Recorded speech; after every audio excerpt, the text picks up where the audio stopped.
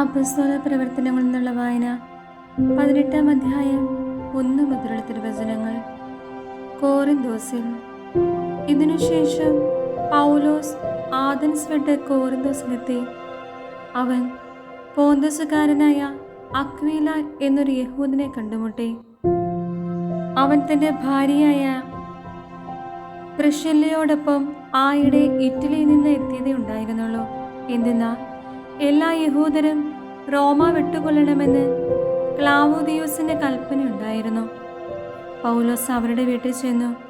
അവർ ഒരേ തൊഴിൽക്കാരായിരുന്നതുകൊണ്ട് അവൻ അവരുടെ കൂടെ താമസിക്കുകയും ഒന്നിച്ച് ജോലി ചെയ്യുകയും ചെയ്തു. കൂടാരപ്പണിയായിരുന്നു അവരുടെ ജോലി. എല്ലാ സാപത്തിലും അവൻ സിനഗോഗിൽ വെച്ച് സംവാദത്തിലേർപ്പെടുകയും യഹൂദരെയും ഗ്രീക്കുകാരെയും വിശ്വസിക്കാൻ പ്രേരിപ്പിക്കുകയും ചെയ്തു. സീലാസും തിമോത്തിയോസും മക്കദോനിയയിൽ നിന്ന് എത്തിച്ചേർന്ന അവസരത്തിൽ യേശുവാണ് ക്രിസ്തുവെന്ന് സാക്ഷ്യം നൽകിക്കൊണ്ട് യഹൂദർക്ക് ബോധ്യം വരുത്താനുള്ള തീവ്ര ശ്രമത്തിലായിരുന്നു പൗലോസ്. അവർ അവനെ എതിർക്കുകയും ദൂഷണം പറയുകയും ചെയ്തപ്പോൾ അവൻ സ്വന്തം വസ്ത്രങ്ങൾ കുടഞ്ഞുകൊണ്ട് അവരോട് പറഞ്ഞു, നിങ്ങളുടെ രക്തം നിങ്ങളുടെ തന്നെ ശിരസിൽ പതിക്കട്ടെ. ഞാൻ നിരപരാധനാണ്. ഇനി ഞാൻ വിജാതിരുടെ അടുക്കിലേക്ക് പോകുന്നു. അവിടെ വിട്ട് അവൻ ദൈവഭക്തനായ തേസിയോസ് യുസ്തോസ് എന്നൊരുവന്റെ വീട്ടിലേക്ക് പോയി. സിനഗോഗിന് തൊട്ടടുത്തായിരുന്നു അവന്റെ വീട്. സിനഗോഗ് അധികാരിയായ ക്രിസ്പോസും അവന്റെ കുടുംബം മുഴുവനും കർത്താവിൽ വിശ്വസിച്ചു. കോറിന്തോസുകാരിൽ പലരും വചനം കേട്ട് വിശ്വസിക്കുകയും ജ്ഞാനസ്നാനം സ്വീകരിക്കുകയും ചെയ്തു. രാത്രിയിൽ കർത്താവ് ദർശനത്തിൽ പൗലോസിനോട് പറഞ്ഞു, ഭയപ്പെടേണ്ട, നിശബ്ദനായിരിക്കാതെ പ്രസംഗിക്കുക. എന്തെന്നാൽ ഞാൻ നിന്നോട് കൂടെയുണ്ട്. ആരും നിന്നെ ആക്രമിക്കുകയോ ഉപദ്രവിക്കുകയോ ഇല്ല. ഈ നഗരത്തിൽ എനിക്ക് വളരെ ആളുകളുണ്ട്.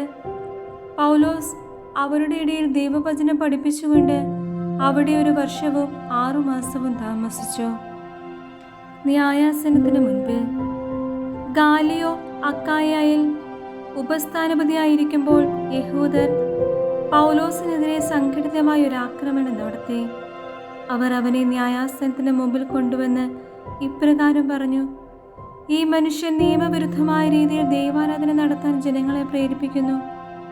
പൗലോസ് സംസാരിക്കാൻ തുടങ്ങിയപ്പോഴേക്കും ഗാലിയോ യഹൂദരോട് പറഞ്ഞു, യഹൂദരെ, വല്ല കുറ്റകൃത്യത്തിൻ്റെയോ ഗുരുതരമായ പാതകത്തിൻ്റെയോ കാര്യമാണെങ്കിൽ നിങ്ങൾ പറയുന്നത് തീർച്ചയായും ഞാൻ കേൾക്കുമായിരുന്നു. എന്നാൽ ഇത് വാക്കുകളെക്കുറിച്ചും പേരുകളെക്കുറിച്ചും നിങ്ങളുടെ നിയമത്തെക്കുറിച്ചുമുള്ള പ്രശ്നമാകിയാൽ നിങ്ങൾ തന്നെ കൈകാര്യം ചെയ്യുക. ഇക്കാര്യങ്ങളുടെ വിധികർത്താവാകാൻ ഞാൻ ഒരുക്കമല്ല. അവൻ ന്യായാസനത്തിനു മുമ്പിൽ നിന്ന് അവരെ പുറത്താക്കി. അവരെല്ലാം ഒന്നു ചേർന്ന് സിനഗോഗ് അധികാരിയായ സോസ്തേനസിനെ പിടിച്ച് കോടതിയുടെ മുമ്പിൽ വെച്ച് തന്നെ അടിച്ചു.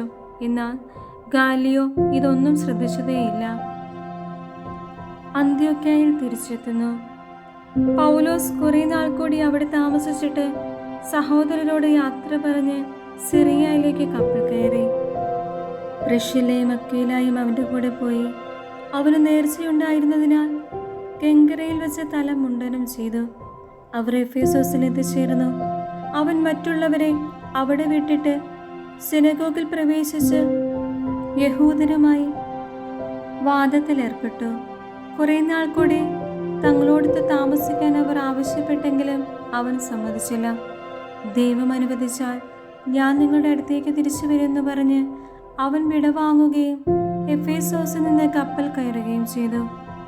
കേസറിയയിലെത്തി അവിടുത്തെ സഭയെ അഭിവാദനം ചെയ്തിട്ട് അവൻ അന്ത്യോക്യയിലേക്ക് പോയി.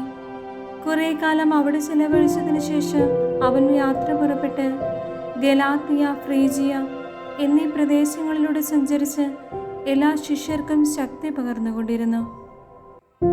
അപ്പോളോസ് എഫേസോസിൽ. ആയിടയ്ക്ക് അപ്പോളോസ് എന്നു പേരുള്ള അലക്സാണ്ട്രിയക്കാരനായ ഒരു യഹൂദൻ എഫേസോസിൽ വന്നു. അവൻ വാഗ്മിയും വിശുദ്ധ ലിഖിതങ്ങളിൽ അവഗാഹം നേടിയവനുമായിരുന്നു. കർത്താവിൻ്റെ മാർഗത്തെക്കുറിച്ച് അവന് ഉപദേശവും ലഭിച്ചിരുന്നു. അവന് യോഹന്നാന്റെ ജ്ഞാനസ്നാനത്തെക്കുറിച്ച് മാത്രമേ അറിവുണ്ടായിരുന്നുള്ളൂ. എങ്കിലും യേശുവിനെക്കുറിച്ചുള്ള കാര്യങ്ങൾ ആത്മാവിൽ ഉണർവോടെ തെറ്റുകൂടാതെ പഠിപ്പിക്കുകയും പ്രസംഗിക്കുകയും ചെയ്തിരുന്നു. അവൻ സിനഗോഗിലും ധൈര്യപൂർവ്വം പ്രസംഗിക്കാൻ തുടങ്ങി. പ്രിസ്കില്ലയും അക്വിലായും അവൻ്റെ പ്രസംഗം കേട്ടു. അവർ അവനെ കൂട്ടിക്കൊണ്ടുപോയി ദൈവത്തിൻ്റെ മാർഗം കൂടുതൽ വ്യക്തമായി പറഞ്ഞുകൊടുത്തു. അവൻ അക്കായിലേക്ക് പോകാൻ ആഗ്രഹിച്ചു. സഹോദരൻ അവനെ പ്രോത്സാഹിപ്പിക്കുകയും അവനെ സ്വീകരിക്കുന്നതിന് ശിഷ്യർക്ക് എഴുതുകയും ചെയ്തു. അവിടെ എത്തിച്ചേർന്നതിന് ശേഷം കൃപാവരം മൂലം വിശ്വാസം സ്വീകരിച്ചവരെ അവൻ വളരെയധികം സഹായിച്ചു.